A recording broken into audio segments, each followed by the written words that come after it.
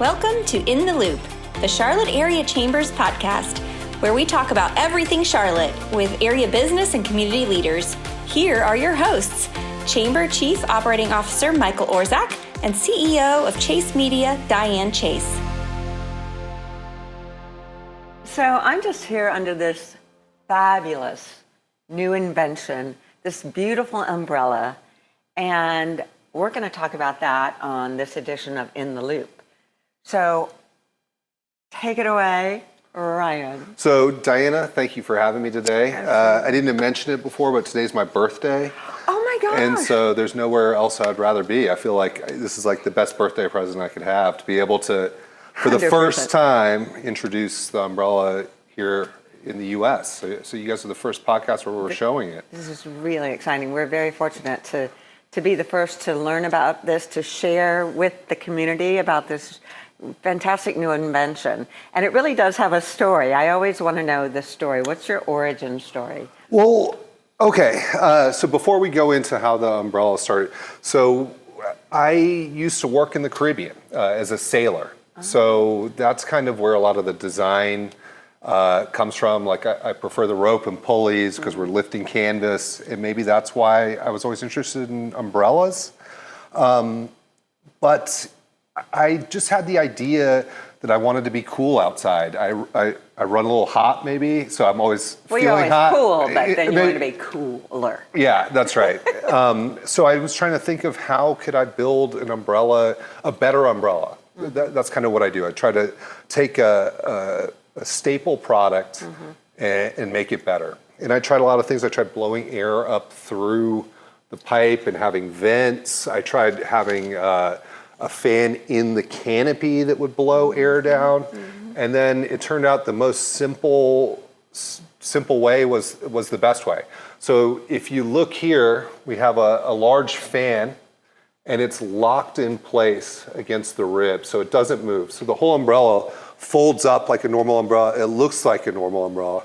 But then when I hit the button, it's gonna activate, it unlocks and begins spinning. You can see it's totally quiet and it blows quite a bit of wind. There's nothing that really compares to a large diameter fan blade. And then we can go up to second gear. We're blowing even more. You can really feel that. I mean, if you stand under it, we'll be able to see your hair moving. Wow. And then third, and I mean, that's a lot of wind. And then when you turn it off, so you can, right, it's really, well, and then when I turn it off, it's gonna stop, and then it locks into place. Oh, wow. And then each person has their own fan. You could imagine there'd be a table here.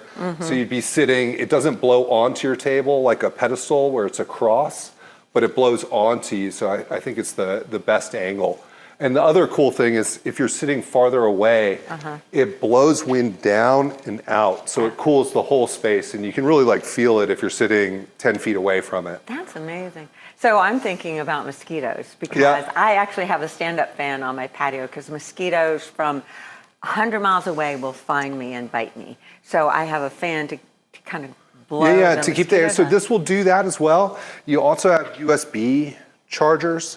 So you could actually have an electronic bug catcher on your table if you wanted. I didn't build lights into this one, but what we do is we plug a light and then hang it, and then it comes down here. Because I just wanted to be as robust and bulletproof as I possibly could get it. Right. But you could put some lights. Are you going to have some with lights around? So we have a cantilever that's almost finished. So the cantilever, has the pole that comes off to the side. Right. So it has, on these empty ones here, it has lights, has the 4 fans, and then it's remote controlled. Because you don't, but then the USBs are on the pole over here. But because you're farther away from the pole, so right, and those are the ones that would out of their table. Yeah, that's right. The cantilever is a much bigger product. Is this a 9-foot? This is a 10-foot. Oh, so you know your umbrella. So 9-foot is the standard for the American market. This is a 10-foot, and then we have the square, and that's more for commercial settings. So this model here is a 10-foot wood grain finish, and when we did our Kickstarter, this was the one that most people chose. So this is the one that we're launching with this month. That's on the way. It'll arrive here in a few weeks. Wow. It really is it's a beautiful, beautiful umbrella too. Go ahead, press the button. Oh, so I can show you. So it can either plug into a wall socket, or you can use a battery like we have here, because. But does that come with it? It doesn't come with it. And this isn't our base. This is a third-party base. Oh. So we just sell the umbrella right now. But you'd imagine there'd be a table. So if you wanted to plug it into a battery, you want to have the cord there, or you plug it into the wall, then it's same thing. Say you don't ever have to worry about it, right? It's like semi-permanent. So all of that's basically. Not necessary. You can just use a regular cord. Yeah, that's right. You just plug it in, forget about it. And then there's some other cool features, like, so if the fans are running here, you can see, and let's say it's at a restaurant and the employees are shutting down, or there's a big wind coming. Right. So you can just look down. So it has an automatic shut off. So they stop in place, locks, and it won't turn on when it's closed. Right. It doesn't draw any power when it's off. It's just made to make your outdoor space more comfortable, keep you cool, keep you sitting outside longer. So is your target market then commercial more than residential, or both? So I think it would be great at a coffee shop. I think a hotel outdoor, where they have the outdoor seating for the restaurants or the buffets, would be perfect. Anybody that has a nice outdoor space with let's say a big green egg, actually, when I'm grilling, sometimes I pulled it up to like blow wind into the. Oh. Yeah. So anywhere you want to be cooler, and I think it makes sense. And I think this is so attractive. Cigar bars. Yeah. Yeah, that's right. It blows the smoke away. Exactly. Around a pool, I just see this beautiful. Well, we have a 2-fan version as well, and after you've experienced it, I promise you're going to be sitting outside one day under an umbrella, and you're going to say, "Why?" I really think this is the future of outdoor comfort. That this is going to be a staple that you're going to start seeing everywhere. Very and interesting. Our main competitor would be Tucci. So Tucci is a massive umbrella company. They're sponsoring America's Cup yachts. Oh. They're like the Rolex of umbrellas, right? Okay. And their umbrellas are $1,500, but it's the same. We just did a wind tunnel test. We stand up to the same amount of wind that they do. We look just as good as them, but ours blows wind, and it's 1/3 the cost. So that's how I plan to. I want to be the umbrella company that everybody knows. So the $1,500 Tucci doesn't have the wind thing. They look nice, but there's no difference in material, or that's right. We really spent a lot of time trying to make this one as beautiful as possible as well. But then you have the added benefit that you can actually blow wind down. I mean, not every outdoor space is suitable, but I think that a lot, like, the whole point of the umbrella is to keep you cooler. Right. So if you can buy a high-end umbrella, it's going to give you shade, and then plus it's waterproof, blows wind onto you, like, I think it's a much better deal. Okay. Hey everyone, welcome. We're now in the studio. We've moved from out in the lobby area showing the umbrella, and here we are in the studio to continue the discussion. So take it away, Diane. That was fantastic. And mentioning the origin story about you literally have that founder's story where you were experiencing something personally and said, we need to fix this. We need to improve this. So share a little bit about that, if you would. Yeah. So my origin story, when I look at entrepreneurship, so people ask me, like, so I'm working on a project and they're worried if it's not going to work. But I don't really look at it like that. I look at it's all like, as long as you're building the skills, and it's a continuous process, right? So I've done a lot of different jobs, and I feel like each one contributes to what I'm doing now. So there's skills that I learned in my past experiences that I'm always trying to apply. So, for example, when I graduated high school, I became a professional sailor. That's where the name Alizé comes from. Alizé is the trade wind in the Caribbean where I used to live. And I didn't show you on the umbrella, but I have West Indies written up there as kind of like a tribute to it. An umbrella is very similar to a sailboat. You're lifting canvas with ropes and pulleys. Similar physics, you got to be able to stand up to a lot of wind. After that, I went to university, and then I was doing air conditioning systems in New York City in the skyscrapers. That was pretty cool. Then I moved to China and did fish immunology. I know this sounds crazy. So I was like a fish scientist for a few years. Okay, let me just go on record as saying you were the first fish scientist we've ever had on the program and the first one I've ever known. Okay. And one day while I was sitting on the side of the road, a guy approached me, and I was like eating steam buns or something outside the Science Institute. And he was like I manufacture golf products. You want to come see what I have? And so, long story short, I started working with him, and I designed a golf net that pops up and would like return the ball to you. And I founded a sports product company based on that. And I designed batting tees, more golf nets, rebounders, and that company got pretty big.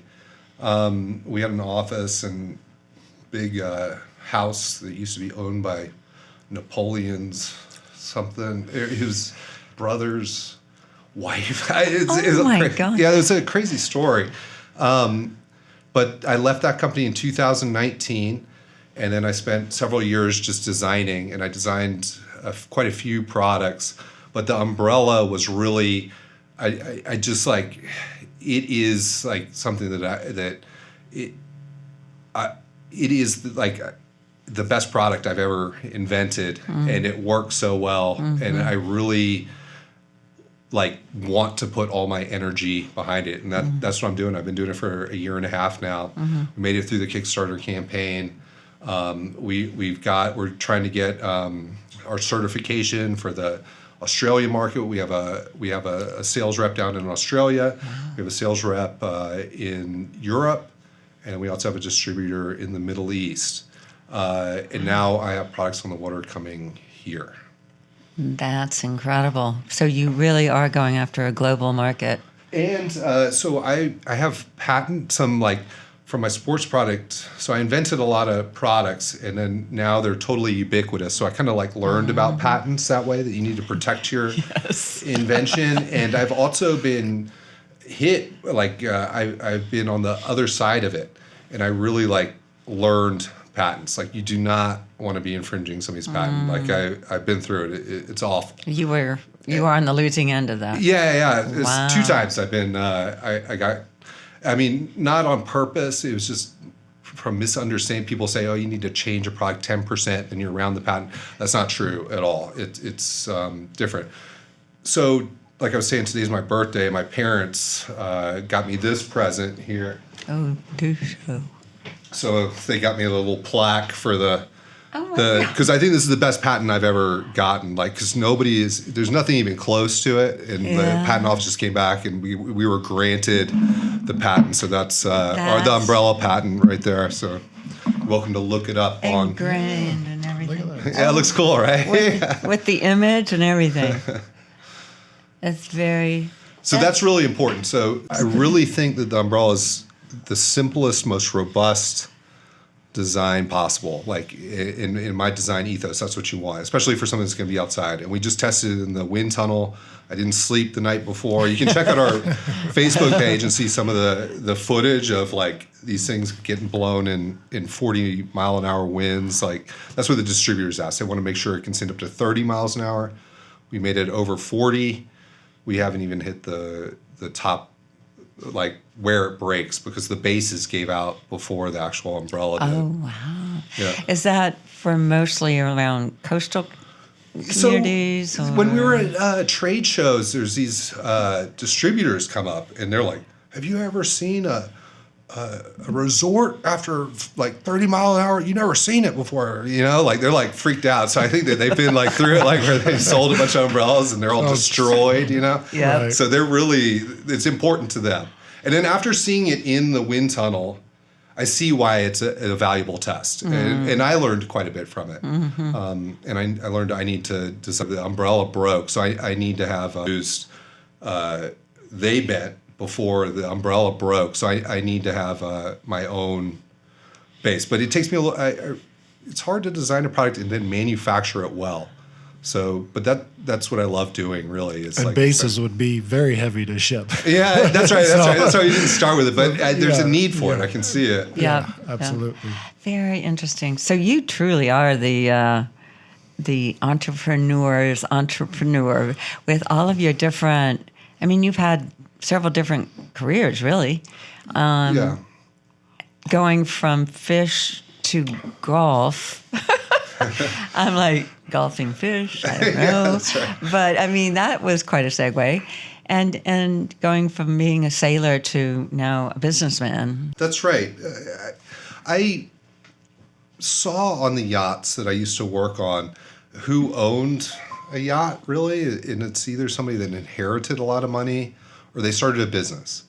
And that was the only two people. And then these guys that own the yachts, they own like weird business. It would be like, this guy owns like 6 pet stores and he has like a massive yacht. And that kind of like, so I said, if I want to like really go sailing, I need to start a business. And then it's led me here. And then the other thing I've also learned is you can't get too focused on the end. You have to enjoy the journey. You can't be too serious about it. When I was doing my sports product business, it almost killed me. Like I was, I really like almost had like a mental breakdown, the stress. And so now I've learned to enjoy the journey. There's certain things you can't control.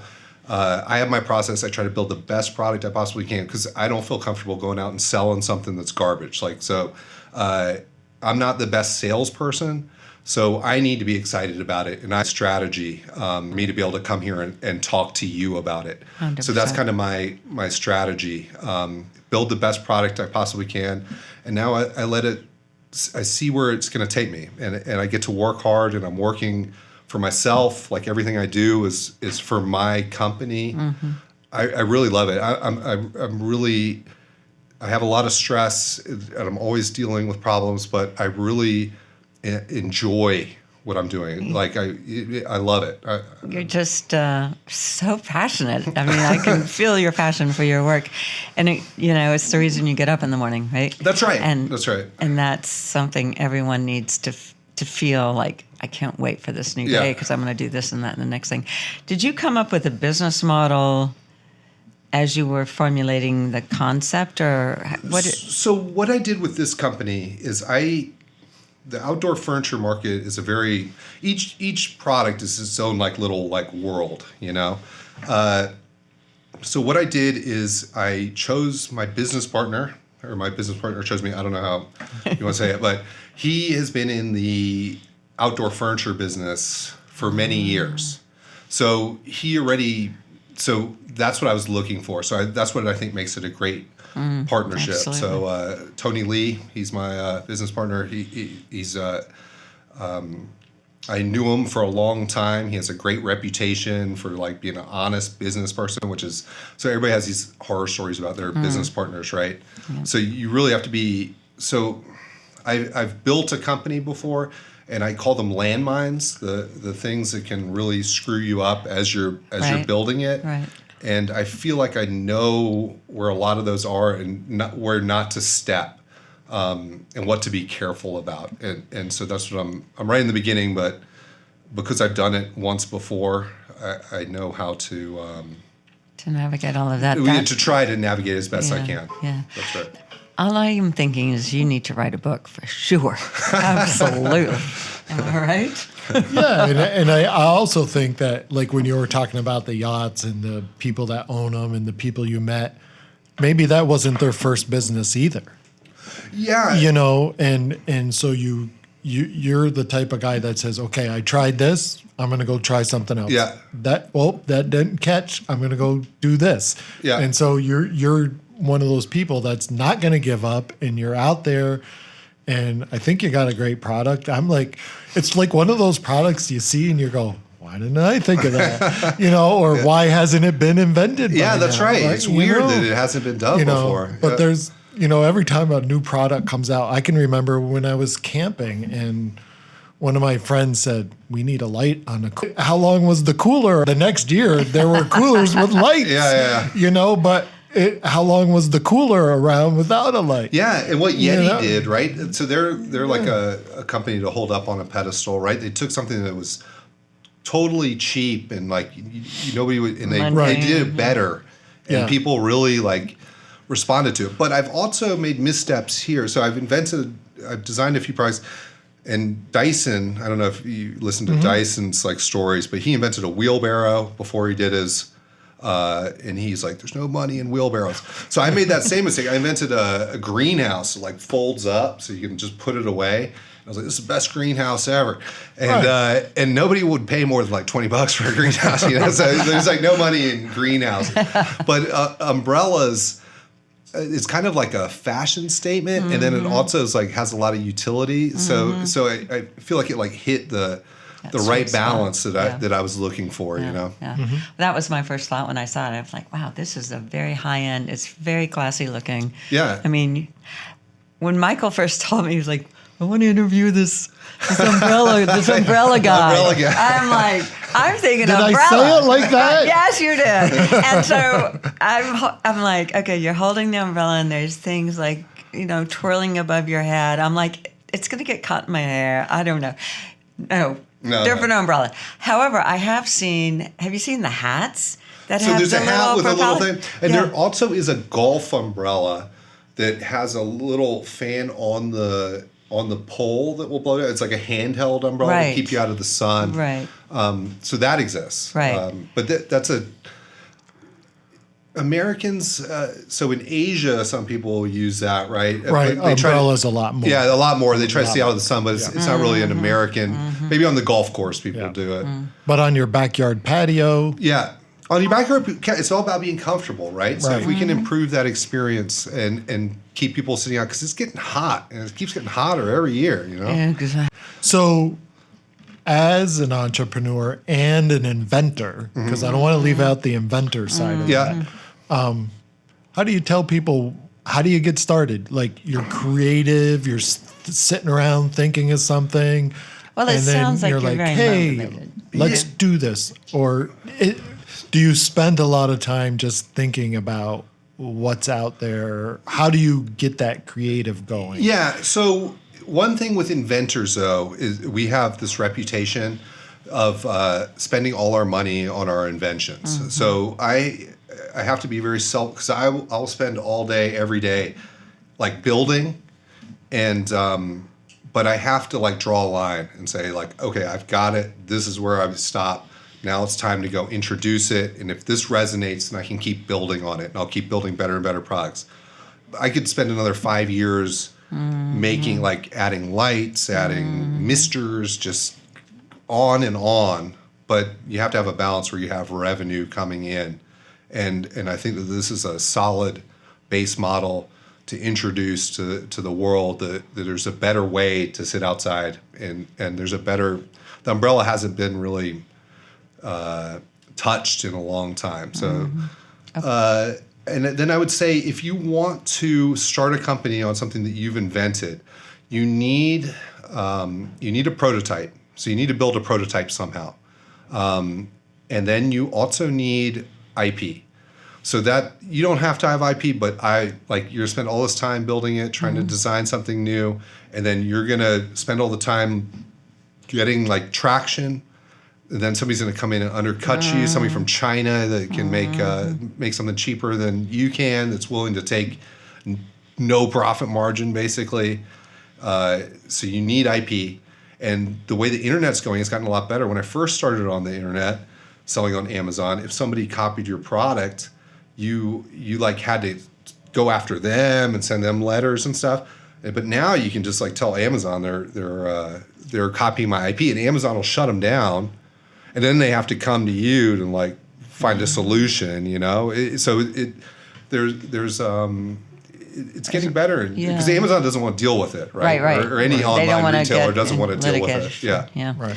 Oh, back to the Kickstarter campaign. Yeah. Can you talk about that a little bit? So we launched on Kickstarter. We wanted to, we did a 30-day campaign, and our goal was $20,000, and we did $33,000. So we sold about 100 umbrellas in a month, which is pretty good validation. I feel like 100 units, and the people don't know if it's going to show up. They don't know if we know what we're doing, because there's a lot of Because you just have a concept at that point. Well, we had a prototype, and we did a video of it. Okay. But on Kickstarter, It's a product that hasn't been fully manufactured. it hasn't been made. Right? We hadn't even done the been molds, so they don't know Okay. when it's going to show up. We told them we were going to ship in like October, and we shipped in December. So we were a little late, but in Kickstarter standards, that's pretty good, because sometimes these guys go for years.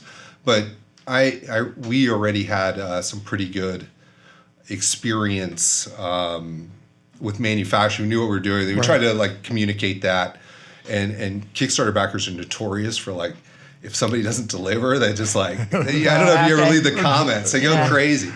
And we could have kept the campaign going. So once you're funded, you can like make it like you can just keep selling. But I know it looks simple, but there's a lot going on there, and it has to survive outside.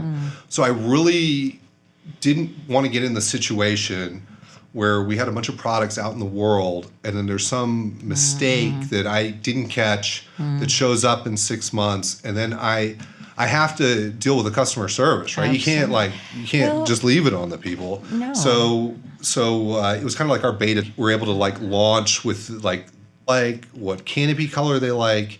And then we were able to like launch with like the most information possible to get it right. And those Kickstarter ones have been out. And every time you do a production run, you get better. You find better ways to make to put it together, to assemble it. You find little issues. So the longer you're doing something, the better you get at it. So what advice would you have to someone who's interested, who has an idea or a prototype or whatever? Yeah. How would you advise them to pursue that? So you need to build it. That's what I would say. You need to test it to make sure it works. Like there's a lot of things. I always see it in my mind, and it makes perfect sense. And then reality hits. Yeah. But you can make it out of like little pieces of wood. Right. You can make a model. Don't spend a bunch of money. Don't go paying somebody a lot of money. Like that's the other thing. You have to be very careful with resources. Like it's all about allocation. So. Do you have to keep it secret at that point? I mean, when do you go to the patent office and do your research? You don't. I would almost say that you don't want to be too secretive, because you need to like talk to people to like get their feedback. Okay. When I was developing this, I was very nervous in the beginning. Like, do I want to show people? But this is also what goes on in the inventor's mind, is you see it like, oh my God, why wouldn't everybody want this? But there's a whole other side of like actually bringing it to market and investing in like, I mean, I had to buy like 15 tons of aluminum to like cut up to like make so there's a lot more like, so there's the idea, but then like to actually get it to something that you can sell and get out there, you got to remember that. So maybe don't go talking to the CEO of Lowe's or Home Depot about your invention, right? But I don't think there's too much problem like talking like we are right now, like about new ideas or what have you, you know. And then as soon as you can get provisional patent. Well, the other advice I'd say is if you can hold off on the provisional as long as possible, because it's very easy to file it too quickly, and then you have a year until you file your utility, and the utility is really expensive to do right.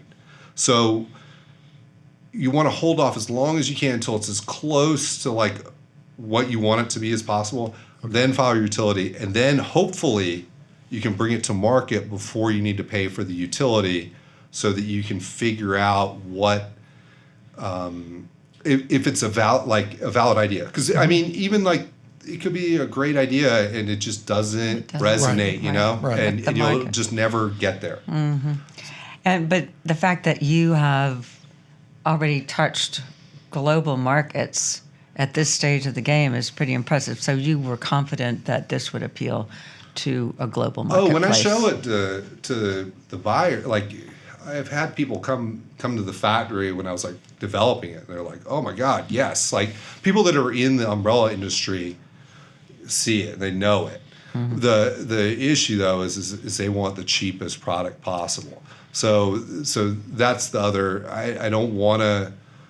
So it's made out of aluminum because they want it made out of steel, but it's not going to last as long. Mm-hmm. I have the patent on it, so nobody else can do this. So I would much rather build the best product, the most beautiful products, like something that I can really like you can be proud of. Yeah. Instead of like going for the easy low hanging fruit and letting somebody else kind of. But when you're, I can control customer service and talk to the customers myself. Well, what it comes down to is your reputation. That's right, and that's all you really have. If you don't have reputation and credibility, you might get some early, big bucks, and then people will go away. That's right. And it's difficult too because you see these entrepreneurs that like crush it based on like some like knick-knack, you're like, what am I doing wrong? Like, why don't I just go do that? But I don't know. I really enjoy what I like. I love like building stuff and then that. I'm still on like a little bit of a high from that wind tunnel test to like actually see it like make it. My dad came and helped me set it up. Where's the wind tunnel? In Mooresville. So there's only one on the East Coast and there's only one on the West Coast. That's so it's like here. Amazing. Yeah, I know, it's unbelievable. And Mooresville has all like I broke an umbrella base and there's a guy that like welded it back. It's like in some dude's garage. Yeah. It's really Mooresville's incredible. Yeah, that's all for the racing. Yeah, all for the racing. Well, that's exactly right. That's exactly unbelievable. Technology and just, stuff here. Like a do-it-yourself attitude. Like you go to like people's houses and they're like they have a garage. It's just unbelievable. I can fix that. I can make that. Yeah. That's so fascinating. So, what does success look like for you? What would success look for me? So I would be selling these things to resorts, hotels, and people's homes, and people contacting me and telling me that they love it. So that really is validation. The other thing that I really love is I really like it when people see it and they're like and they get it. That kind of like for some reason I get like really excited about that. Sure. And then, I mean, I would like to be the number one umbrella brand. Like I feel that with this, that it takes it to another level. Like that I can actually be the number one umbrella brand. So that means I got to have the quality and I got to have it look good. And then another electronics need to be bulletproof in it because then why would you choose another umbrella that's more expensive than the one that can blow wind on you, looks good, and functions the same as any other umbrella? Like I think that we could like it's really going to change the market. I would that's what I like to see. It's like even like in like 20 years when I've got people copying me and they've figured out some way to like do something, like I'll know that like I really like I changed something. I made a mark in the universe, I guess would be what I'd say. I guess that's like an inventor's dream. Yeah, that's right. That is. You put a dig in the universe. And then when I'm sailing my boat, I'll stop at a beach bar, and they'll have some my umbrellas, and I can tell everybody that's my umbrella. You're like, sure. By the way, you're welcome. You are welcome. Very cool. Yes, I used to sell OPBs, other people's boats. Yeah, of course. So now you can move out of that category. What a pleasure. Any final words of wisdom, Ryan? I just would like to say thank you to all our Kickstarter backers, first off, for getting us this far, right? And thank you guys for having me today. And thank you for everybody. So my parents have helped me out, my business partner, everybody that believes in it and has gotten us this far. Our sales reps. Thank you, everybody. Yeah, absolutely. Right. Great. Thanks you for being here on The Loop today. Yeah, thank you.